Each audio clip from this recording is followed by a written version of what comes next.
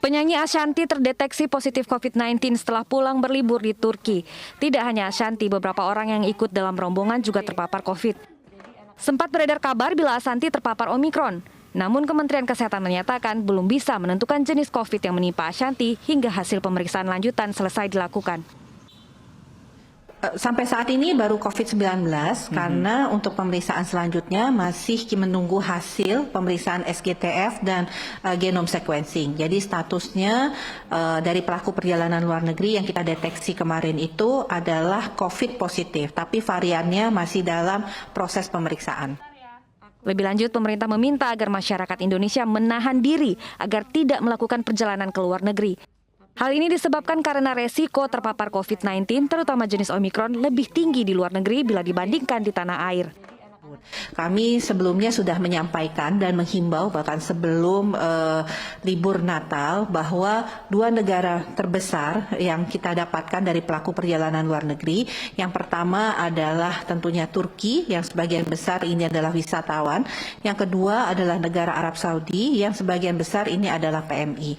Untuk itu tentunya kami selalu menghimbau masyarakat, seperti yang pernah disampaikan juga oleh Bapak Menteri Kesehatan, bahwa sebaiknya warga negara Indonesia tidak melakukan perjalanan liburan ke luar negeri karena resiko penularan Omikron jauh lebih besar dari kondisi yang ada di luar negeri dibandingkan kalau kita melihat situasi di Indonesia. Setelah dinyatakan positif COVID-19, penyanyi sekaligus istri dari penyanyi Anang Hermansyah ini kini menjalani isolasi di Rumah Sakit Bintaro, Tangerang Selatan, Banten. Menurut keluarga, Ashanty dalam kondisi baik dan tanpa gejala. Namun keluarga mengkhawatirkan autoimun yang diderita oleh Ashanty. Tim Liputan iNews melaporkan. Pemirsa, setelah seorang warga di RT 11 RW 4 Klender Durensawit positif terpapar COVID varian Omikron, kini satu warga lainnya juga terpapar Omikron. Keduanya merupakan ibu dan anak dan telah dievakuasi ke Wisma Atlet.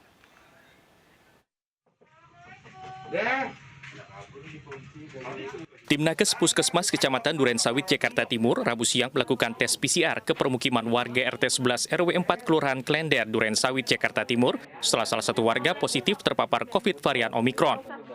Dari hasil tes yang keluar pada Kamis siang, satu warga kembali ditemukan positif varian Omikron, yakni orang tua dari pasien sebelumnya. Kini ibu dan anak itu telah dievakuasi ke Wisma Atlet. Sementara dari hasil tes pertama, warga akan menjalani tes PCR kedua dalam waktu 5 hingga 7 hari ke depan. Kemarin hasil swab dari 52 orang, 51 alhamdulillah negatif. Cuman yang satu positif itu mamanya yang tinggal satu rumah. Semalam sudah berangkat sih ke rumah sakit Wisma Atlet. Selama menunggu tes PCR kedua, warga diimbau untuk tetap menjalani protokol kesehatan dengan menggunakan masker. Dari Jakarta, Rio Manik, iNews melaporkan. Pemirsa, vaksinasi COVID-19 bagi murid sekolah dasar di Dom Sorengan, Kabupaten Bandung, Jawa Barat diwarnai tangisan para bocah yang ketakutan jarum suntik. Vaksinasi yang juga diikuti oleh masyarakat umum tersebut diselenggarakan oleh Polri dan dihadiri oleh Kapolri.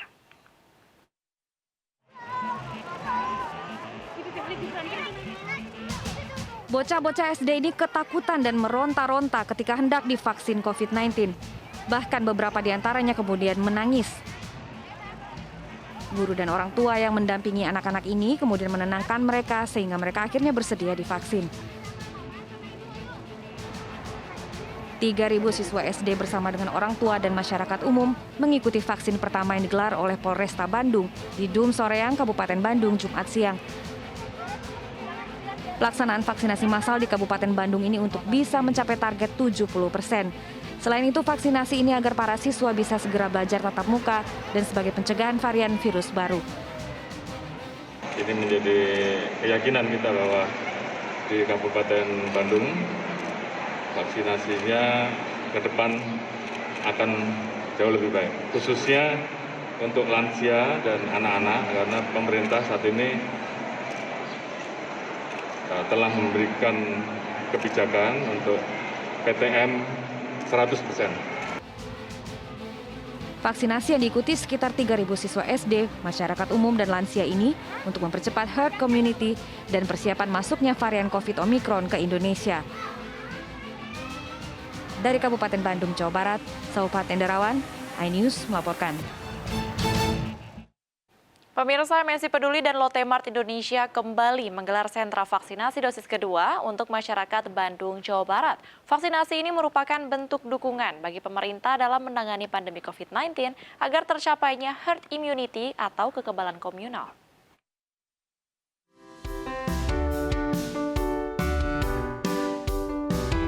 Ratusan warga di Kecamatan Cipamokolan sangat antusias mengikuti vaksinasi COVID-19 yang diselenggarakan oleh Lotte Mart Indonesia dan MNC Peduli.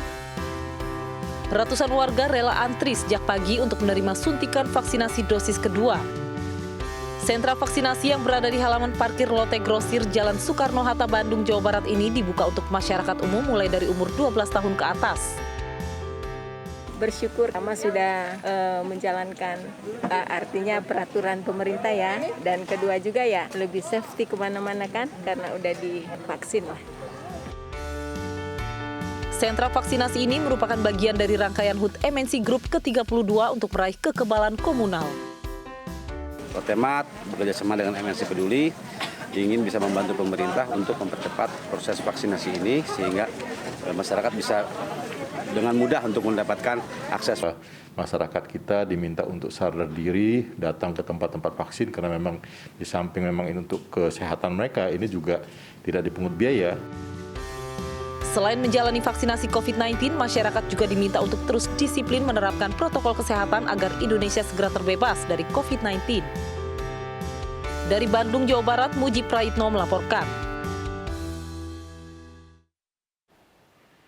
Pemirsa, pemerintah segera membuka penyelenggaraan umrah bagi jemaah Indonesia. Rencananya, pemberangkatan pertama di masa pandemi akan dimulai Sabtu besok.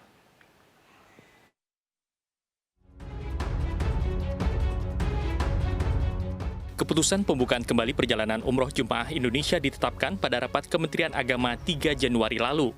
Rencana penyelenggaraan umroh akan dilakukan dengan pengawasan ketat untuk mencegah penularan COVID-19. Jemaah yang akan melaksanakan ibadah umroh diimbau tetap menerapkan protokol kesehatan secara ketat. Sementara itu, pemerintah Arab Saudi juga sudah mempersiapkan diri untuk menyambut jemaah umroh dari Indonesia. Hal itu disampaikan oleh Ketua Tim Advance Mitigasi Sistem Umroh Ampuri, Azhar Ghazali. Menurut Azhar, pemerintah Arab Saudi juga sudah mempersiapkan protokol kesehatan bagi jemaah selama beribadah di sana. Protokol kesehatan yang dilaksanakan pemerintah Saudi memang sifatnya berupa tindakan preventif. Apalagi kita dengar bersama bahwa saat ini sedang meningkat jumlah penyebaran Omikron di sana. Tapi itu bukan berarti bahwa pemerintah Saudi akan melakukan lockdown. Mereka sendiri sudah menyampaikan bahwa tidak akan melakukan lockdown.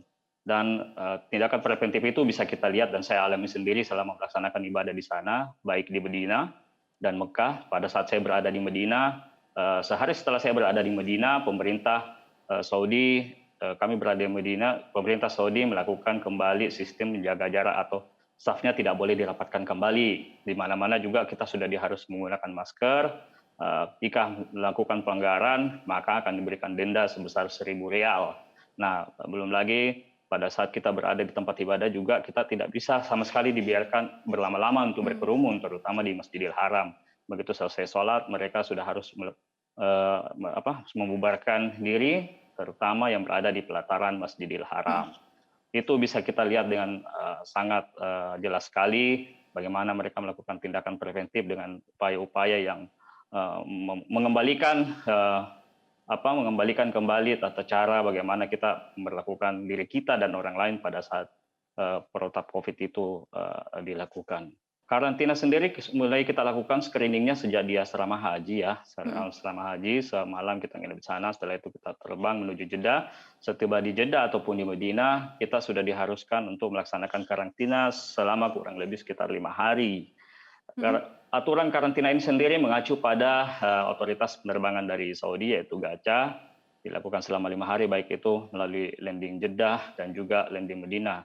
Setelah 5 hari itu baru kita bisa melakukan ibadah umroh. Kalau yang landing Jeddah setelah 5 hari baru bisa meninggalkan Jeddah menuju Madinah, sedangkan yang untuk Madinah kita nginap di hotel yang sama dengan tempat kami melakukan karantina. Rencananya pemberangkatan pertama umroh di masa pandemi akan dimulai Sabtu 8 Januari 2022. ibadah umroh akan diutamakan penyelenggara perjalanan ibadah umroh yang menggunakan penerbangan langsung dari Bandara Soekarno-Hatta. Tim Liputan iNews melaporkan. Pemirsa, sebelumnya Kementerian Agama berencana memberangkatkan jemaah umroh pada 23 Desember 2021. Namun keberangkatan itu ditunda karena COVID-19 varian Omikron terdeteksi di Indonesia.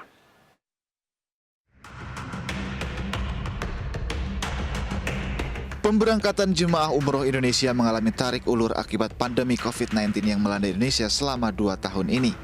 Pada 8 Oktober tahun lalu, pemerintah Kerajaan Arab Saudi dalam nota diplomatiknya menginformasikan perihal pengaturan dimulainya kembali pelaksanaan ibadah umroh bagi jemaah asal Indonesia. Pemerintah Indonesia menyiapkan hal-hal teknis terkait keberangkatan umroh dan protokol kesehatan pelaksanaan umroh. Setelah adanya nota diplomatik dari Kerajaan Arab Saudi itu, Kementerian Agama akan memberangkatkan jemaah umroh pada 23 Desember tahun lalu. Namun rencana pemberangkatan itu ditunda ke awal tahun 2022 karena pada akhir tahun lalu COVID-19 varian Omikron terdeteksi di Indonesia. Pemirsa, warga dusun Sumber Langsep Lumajang yang sempat terisolir nekat seberangi jalur aliran lahar Gunung Semeru untuk keluar dusun. Informasi selengkapnya akan hadir usai jeda berikut. Tetaplah di iNews Malam.